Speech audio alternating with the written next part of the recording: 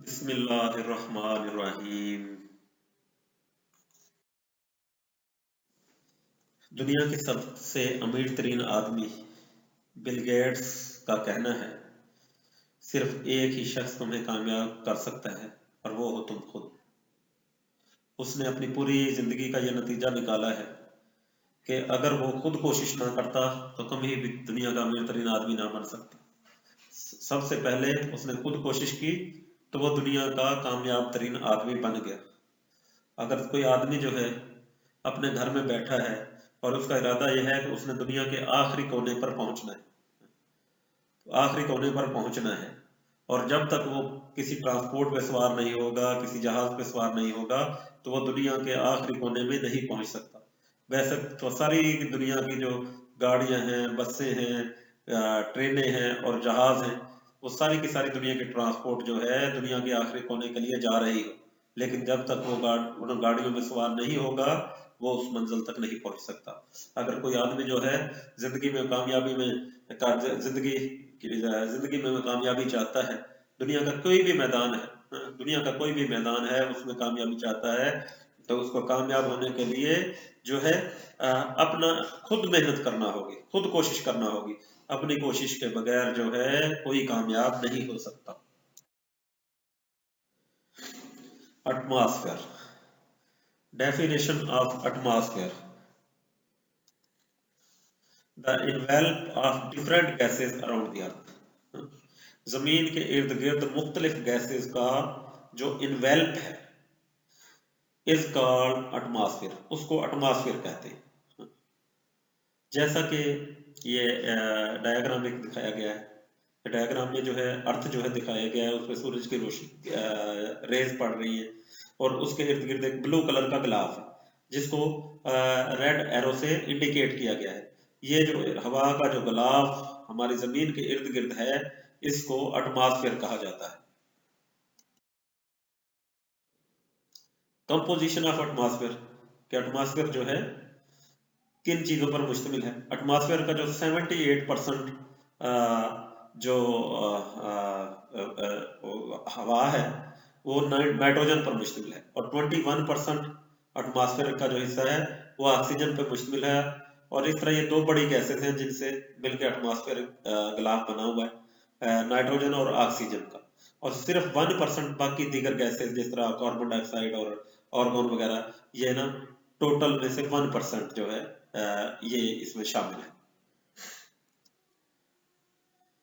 About 75% of atmospheric मास, तकरीबन 75% atmosphere का जो वजन किया जाए, अगर हवा का वजन कर लिया जाए जो इर्द गिर्द जमीन के खिलाफ है, अगर उसका सारे का सारा वजन कर लिया जाए, मास कर लिया जाए, तो उसका तकरीबन 75% जो है lies with in the lowest 11 kilometre of the surface.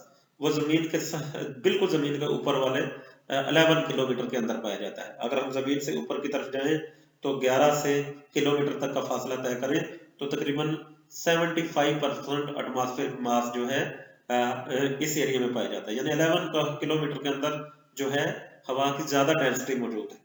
जैसा कि इस डायग्राम में भी दिखाया गया है कि 11 किलोमीटर तक जो हमारा एटमॉस्फेरिक मास है 75% है। About 99% of atmospheric mass lies within the 30 kilometer of the surface, और बाकी का जो 99% 100 में से 99% जो हमारी सारी की सारी हवा है वो विद इन 30 किलोमीटर जो है पाई जाती है। और बाकी ऊपर जो है 30 किलोमीटर से ऊपर जाए तो सिर्फ 1% हवा बच जाती है, 1% एयर बच जाती है। यानी कि हमारी जो अगर हकीकत में देखा जाए तो सारी की सारी एटमॉस्फेयर में जो हमारी हवा है, अपना गैसेस का जो गुलाफ है वो 99% की जो तकरीबन एटमॉस्फेरिक मास बनता है वो विद इन 30 किलोमीटर है। और बाकी जो है 30 किलोमीटर से ऊपर जाते हैं हम, जब 31 किलोमीटर से 120 किलोमीटर तक हम डिस्टेंस तय कर लेते हैं, जो कि 120 किलोमीटर पे हमारी एटमॉस्फेयर की जो है एक्सोस्फेयर स्टार्ट हो जाती है, एटमॉस्फेयर का एरिया खत्म हो जाता है। तो बाकी यानी कि ये तकरीबन हमारा ऊपर का 90 किलोमीटर जो है उसमें सिर्फ 1% गैस अपना गैसेस पाई जाती है। यानी कि हमारे शुरू के 30 किलोमीटर में 99% गैसेस, और हमारा बाकी जो ऊपर का 90 किलोमीटर का जो एरिया है, यानी आखिरी लिमिट 120 किलोमीटर तक, वहां सिर्फ 1% गैसेस पाई जाती है। वहां गैसेस जो है बहुत ही कम मिकदार में होती है। लेयर्स ऑफ एटमॉस्फेयर, एटमॉस्फेयर को जो है मुख्तलिफ लेयर्स में तकसीम किया गया है depending upon the temperature variation. Temperature में चेंजेस होती हैं, जब नीचे से ऊपर की तरफ हम जाते हैं तो टेम्परेचर में चेंजेस होती हैं। Earth is divided into 4 regions. इस बिना पे अर्थ को जो है एटमॉस्फेयर को जो है 4 रीजन्स में तकसीम किया गया है, 4 एरियाज में तकसीम किया गया है। जैसा कि यहाँ दिखाया भी गया है कि ट्रोपोस्फेयर है, स्ट्रेटोस्फेयर है, मेसोस्फेयर है, थर्मोस्फेयर है। ये जो 4 एरियाज जो हैं ये लेयर्स ऑफ एटमॉस्फेयर कहलाते हैं। पहली लेयर है troposphere. The region of the atmosphere, atmosphere का वो area just above the earth surface, जो हमारी जमीन के बिल्कुल ऊपर है, स्टार्ट पे है, and extends up to 12 kilometre, और फिर ये 0 से लेके 12 किलोमीटर तक जो है एक्सटेंड होता है, इस कॉल्ड ट्रोपोस्फेयर। इसको ट्रोपोस्फेयर कहा जाता है। यानी जमीन से स्टार्ट करके अगर हम ऊपर की तरफ जाएं तो 12 किलोमीटर तक के फासले पे पहुंचे तो तकरीबन इस एरिया को जो है ट्रोपोस्फेयर कहा जाता है, ट्रोपोस्फेयर कहा जाता है। और इस ट्रोपोस्फेयर में जैसा कि हमने पीछे पढ़ा है 75% एटमॉस्फेरिक मास जो है हमारा ट्रोपोस्फेयर में, यानी सारे का सारा वजन जो है वहां का है वो ट्रोपोस्फेयर में 75% के करीब। It is lowest region of the atmosphere, ये एटमॉस्फेयर का सबसे नीचे वाला हिस्सा है इन विच वी लिव, जहां हम रहते हैं। जब हम जमीन पर चलते हैं तो जमीन पे हमारे पांव रखे होते हैं, बाकी सारे का सारा हमारा जो जिस्म है ट्रोपोस्फेयर में होता है। जमीन पे पाई जाने वाली सारी की सारी चीजें, दरख्त हैं, पहाड़ हैं, उनका किनारा नीचे वाला जमीन को टच कर रहा होता है, ऊपर का हिस्सा उनका ट्रोपोस्फेयर में होता है। In this region, temperature decreases from 17 degree to -58 degree centigrade. तो इस रीजन में जो टेम्परेचर है वो कम होता है 17 डिग्री सेंटीग्रेड से ऊपर की तरफ माइनस में चला जाता है, यानी -58 डिग्री सेंटीग्रेड तक टेम्परेचर जो है कम होता चला जाता है। यानी कि नीचे से ऊपर की तरफ जाएं तो टेम्परेचर में एकदम सडन जो है अपना टेम्परेचर में कमी आती जाती है और टेम्परेचर जो है लो से लो होता चला जाता है। नेक्स्ट जो लेयर ऑफ एटमॉस्फेयर है वो है स्ट्रेटोस्फेयर। स्ट्रेटोस्फेयर जो है सेकंड लेयर है। The region of the atmosphere between 12 to 50 kilometre is called stratosphere.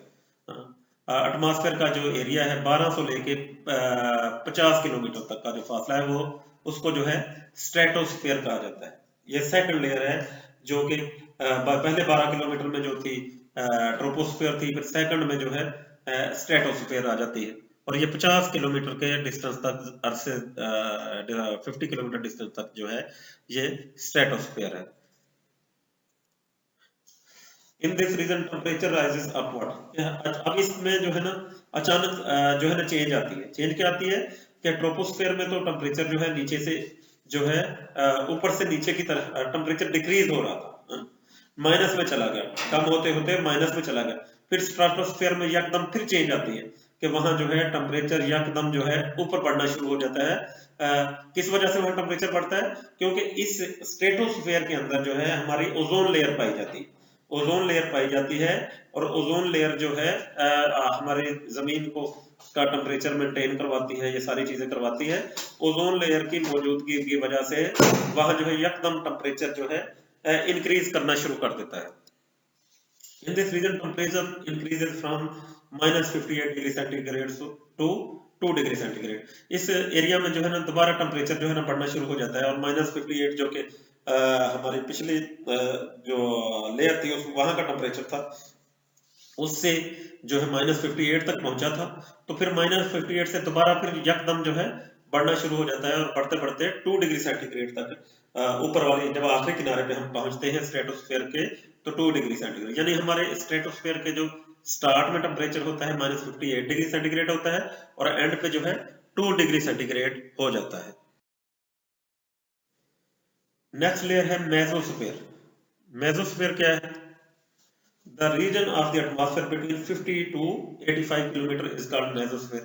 जमीन का जो एरिया, एटमॉस्फेयर का जो एरिया है 50 किलोमीटर से ये स्टार्ट होता है और 85 किलोमीटर तक चलता है, इसको हम मेसोस्फीयर कहते हैं। मेसोस्फीयर जो है थर्ड लेयर ऑफ एटमॉस्फेयर है और ये इसका 50 से लेके 85 किलोमीटर, तकरीबन 35 किलोमीटर जो है ना इसकी मोटाई होती है इस अपना मेसोस्फीयर की।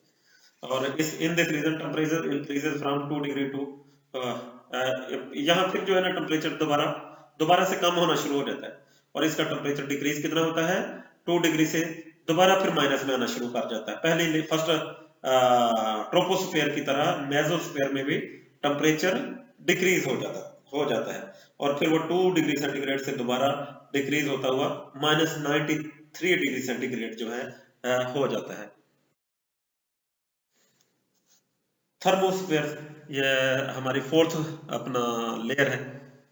The region of the atmosphere between 85 to 120 kilometre is called thermosphere. 85 से लेकर 120 किलोमीटर तक का जो फासला है, जो डिस्टेंस है एटमॉस्फेयर में, वो हमारा थर्मोस्फीयर कहलाता है। तो इस थर्मोस्फीयर में क्या है कि इस region in this region temperature increases from -93 degree centigrade to upwards. कि टेम्परेचर जो है पिछले लेयर में जो है कम हुआ था, इसमें फिर दोबारा बढ़ना शुरू हो जाता है। यानी हमारी जो 4 लेयर्स हैं, जो ट्रोपोस्फीयर और स्ट्रेटोस्फीयर और मेसोस्फीयर और थर्मोस्फीयर, इनमें से 2 में टेम्परेचर जो है इंक्रीज करता है। कौन कौन सी में इंक्रीज करता है? हमारे जो सेकंड लेयर है स्ट्रेटोस्फीयर में और थर्मोस्फीयर में टेम्परेचर नीचे से ऊपर की तरफ जाता है। फर्स्ट लेयर और थर्ड लेयर में ट्रोपोस्फीयर और मेसोस्फीयर में ऊपर से टेम्परेचर नीचे आता है, यानी टेम्परेचर डिक्रीज होता है। ये कुछ हमारे लेसन के मतलब क्वेश्चन है। The region of the atmosphere between 50 to 85 kilometre is called. यानी एटमॉस्फेयर का कौन सा एरिया है जो 50 से 85 किलोमीटर तक, इनमें से जो चारों ऑप्शन में से कौन सा ऑप्शन है? Mesosphere. The region of the atmosphere between 85 to 120 kilometre is called. 85 से 120 किलोमीटर तक का एटमॉस्फेरिक रीजन क्या कहलाता है? Thermosphere. In this region temperature rises upwards because of presence of ozone layer। कहता है कि इस एरिया में हमारा टेम्परेचर जो है ऊपर की तरफ जाता है क्योंकि इसमें ओजोन लेयर पाई जाती है। तो ओजोन लेयर हमारी कहाँ पाई जाती है? स्ट्रेटोस्फीयर में। सेकंड लेयर में जो है हमारे ओजोन लेयर होती है, इस वजह से उसका temperature. It is the lowest region of the atmosphere in which we live. ये सबसे नीचे वाला रीजन है एटमॉस्फेयर का जिसमें हम रहते हैं। तो ये कौन सा एरिया है? ये ट्रोपोस्फीयर।